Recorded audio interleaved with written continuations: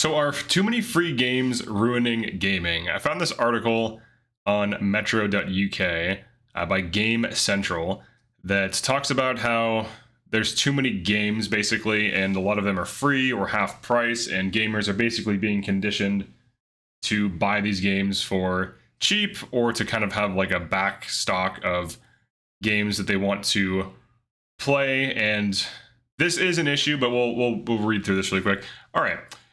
Reader reveals how long it's been since he bought a full price game and argues publishers are training people to expect everything for free. So I don't know that I agree with this. I can see the idea where, there's all these subscription programs now where you get a bunch of games like the Game Pass and so on. And personally, I've bought a bunch of recent games over the past couple of years for full price near release. But I also don't want to have, there's not a lot of games that really interest me, so maybe I'm like an outlier. But okay, a bit of context. Gaming has been my main hobby for 40 years.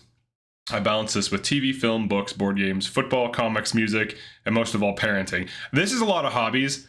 So I feel like if you're a regular gamer, like if you don't read, if you like occasionally watch TV, if you don't play sports or pay attention to sports, or do comics, read comics and so on, you probably are mostly, I think most people who primarily game may have this problem, they might not. This is definitely more of an issue for people who have a wide variety of things they enjoy. This especially means I don't get all that much consistent time to myself, but at my age, I also don't have any social pressure to play a specific game at a specific time where all my friends are gathered. I mean, for single player games, this is never really an issue, right? You can just play the games whenever you feel like. I don't particularly like live service games, as I prefer variety.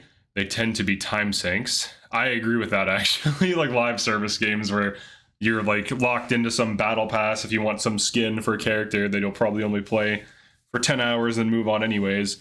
I think live service games can be kind of dumb. I often feel hollow after an online session, like no real progress has been achieved towards an end goal where I can make progress through my backlog. That's fair. I feel similar with these ridiculously padded open world games that take me years to slog through. This I agree with too. I feel like a lot of these open world games nowadays, it's like the game is just huge, but there's really not much that's interesting to do. And it's more of you have to set your own goals, which is you have to do work to squeeze out enjoyment from the game. I usually have a lot of games in circulation at any one time. All right, so here are the games that this particular person is playing. Advance Wars, bought secondhand almost 15 years ago. Assassin's Creed 4, Dark Souls, Destiny, FIFA, Football Manager. There's a lot of games here. Mario Kart 8, Mafia 3, Here They Lie, Gloomhaven, Metro. That's a good game. Rome, Middle Earth. All right, now some of these, free Epic Game Store, free Epic Game Store, free with games with gold, free with games with gold. So Metro 2033 is pretty old, and so is Dark Souls 1. So some of these older games are free with, various things, various services you subscribe to will just hand you these. And this is true for older games too. I got BioShock Infinite and all of the DLC for $5, and it just kind of surprised me on Steam. There's these Steam sales where things are just so absurdly cheap, you might as well buy them. And I did end up beating it 2 times. Or more than 2 times. But games, after they've been out for longer than 6 months to a year, tend to get 50% off sales and higher, sometimes up to 75% off. And I've seen some ridiculous 80% off sales on Steam, and people will just buy an old AAA game and never play it. So I think Steam sale and these subscription services do kind of prompt people to buy things they might not have time for, or would want to play if they had time for them, but usually forget about them. I think there's games in my Steam library that I own that I've never even played once. So it's just a thing that happens for sure. In general, I'm maybe a decade behind the games I was playing for free. The only ones I bought anywhere near full price were Nintendo, as they do not tend to drop in price. So Nintendo, very interestingly, is very, very specific about their pricing.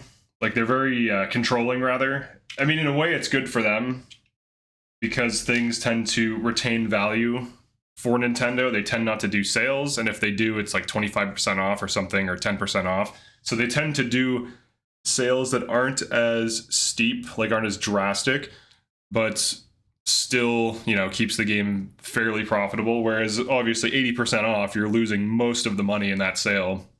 So even though you might sell like a ton of units, you're selling at a fraction of what it's worth, or at least what people might pay for it. So I think the issue, like Nintendo can kind of do it because they have control over all of their stuff, whereas with PC it's kind of this like wild west where there's like free to play games and these long-term games that you can mod, and there's these games that are just always on sale. You're always competing with other sales. So in a way, you could argue there's like this like race to the bottom with sales. And I have actually shipped games on Steam, and mostly they sold on release day, like on the couple of like for the first month of release, and then sales afterwards as primarily when it sells. Like you'll get wish lists, but then people will only buy once the thing is on sale because they know it's going to go on sale at some point, because the platform does train you to think, it trains you because like if you're selling a game, you want to sell your game. So you're not going to just sit there and be like, oh, I'm just going to wait for people to buy it. Like if you put a game on sale and it makes like however much money, a couple $100, $1,000, whatever, that's like positive reinforcement. So you're going to do that. And you're not going to leave your game at full price unless the demand for the game is high enough that you can get away with that. But the issue is the platform does encourage purchasing things on sale, and people know that eventually pretty much every game is going to go on sale at some point because that's the nature of these platforms. Let's see, on average, every month I get another 7 to 10 games for free-ish. See, this is actually an issue too, like especially if even half of them are good and you want to play them. So now like older games are being rotated in to push these like subscription services, and then they're now competing with newer games, which does in a way devalue newer games, because it's like, oh, you could play this new game that's just like BioShock, but if you haven't even played BioShock 1, 2, and Infinite yet, and they're all on sale for $5 as a pack, you're probably going to buy those and play those instead. So in a way, the existence of these older games that are now just sitting on PC forever kind of makes it harder for newer games to sell, because back in the day, like especially with the Nintendo right now, a game on the Wii that's not ported to the Switch exists only on the Wii. So you either need to buy a Wii and find a copy of the game or emulate it. So if you can't do either of those things, that game just doesn't exist on the Switch, right? And there's some like controversy surrounding, not really controversy, but like pushback, and like people are kind of upset about some older like Fire Emblem games and older Nintendo games that aren't supported on the Switch, or that they dropped support of, which it's their company, they're allowed to do what they want to do. But it's good for the company. You could argue it's bad for the consumer. But the fact that all these other games exist on these platforms for such long periods of time that they almost become like super devalued, but then they're also competing with newer games, is kind of an issue for selling a game. Like you have to consider, okay, if someone's going to spend $10 on a game and they can buy, all of the Metro games or all of the Stalker games or whatever on a sale for like 10 or $20 versus your game, those are like 3 AAA games compared to one of your thing as like a game developer. But even as like, someone who's making a choice, like what would you rather have? All the Metro games for $20 or some random new game for $20? And you can see the reviews and you can see exactly what those other games are about. There's tons of content on them already. You can Google them. Whereas if something's new, there might not be videos on it. There might not be reviews and things like this. So you're kind of risking your time and money. Personally, I've bought a few games recently where it's like AAA game seems huge, big deal, and then turns out to be buggy, laggy. There's issues with the gameplay. And then I just kind of regretted buying it right away. All right, so let's continue. Okay, I've been playing Advance Wars, Dark Souls, and Total War since 2021. Why would I even consider paying full price for a new release? In the days of physical copies, I'd maybe see a game in the sale and panic buy in case I never saw it again at that price again. That's interesting. So the real pressure, like the scarcity, was an issue. But now that everything's a digital release, you can just get it and download it any time, and then set a notification, like wishlist some game, and then once it goes on sale, then you can buy it then. Now I ignore digital sales at a fraction of those prices because there's no urgency, no FOMO. I've got more than enough to play, and I'm actively incentivized by the industry to not buy something now, as I'll probably be given it for free before I've gotten around to playing it. It's also why I have zero interest in paying for a subscription like Game Pass. I'm already drowning in options. So this is an interesting take. I do feel like for certain genres, so this guy plays a lot of different games. Just looking at this, I probably wouldn't play most of these. Not because they're bad games, but because they don't appeal to me. Metro is definitely a game that I love. Zelda, I kind of mess with a little bit, but not really. Rome, I can't get into RTSs. I think that's what it is. No idea what this is. Oh, is this that? I've played this. I didn't really like it. What other games? Most of these games, Dark Souls, I could kind of get into, but I would say I know there's a lot of people like me where like we have very, very specific tastes for games, and very often, even though there are a lot of games out, because we're interested in certain genres, like I love really good FPS games and strategy games, and there are very few good strategy games shipped each year, so it's kind of like not a good market, like if that's all you're interested in. So when something good comes out, you buy it immediately and play it because you've probably already played everything that exists, or at least all the good things that exist. Now, if you generally game and you dip your toe in every genre, then yeah, there's going to be a ton of games for you to play, and you're never going to be able to play all of them. But in the case of this, it kind of seems like he's like a casual game. I'm not saying casual like he's bad at the games. I mean, like, he plays the games a little bit. He games every now and then, which is fine. There's nothing wrong with that. But I don't know. Most of the people I talk to buy games at full price, mostly because there's some unique game that's coming out, and we've played a ton of games, and we constantly are playing games.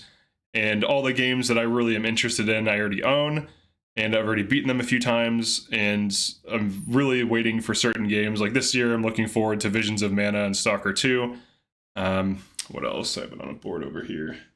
Avowed looks like it could be interesting. Bloodlines 2 could be good. Frostpunk 2 could be good. Unicorn Overlord, I already played that and made YouTube guides on it and stuff. That was like the good strategy game for the year, basically. Like that's how it is. Like if you want a good strategy game, you get one, maybe two a year if you're lucky. And last year it was Engage. The year before that, or 2 years before that, it was Triangle Strategy. So certain genres are definitely not catered to. I think this is only really an issue if you play games casually, like a few hours a week, maybe like 5 to 10 hours a week. And in this case, he has a lot of other hobbies, and he's not too serious about like a specific genre. He kind of genre hops, which is fine. There's nothing wrong with that. I'm not saying, oh, you can't you can't play games for different genres, because I do that too.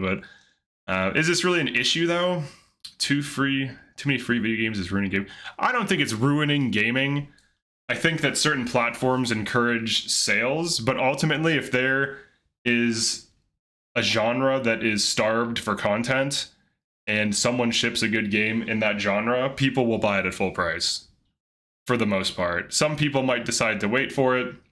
People that don't have as much free time typically, which is fine. You know, you have to get after it. You have to be busy in life, but it's certainly not ruining gaming. And I don't know that there's too many free games either.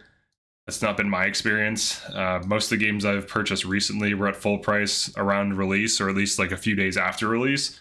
So I don't think gaming's being ruined. I mean, I'm pretty sure just basic data tells us that it's doing well. Like the industry seems to be doing fine. But that's it for this one. I just wanted to do a little article review, just something different for fun. Let me know what you think, and I'll see you in the next one. Peace.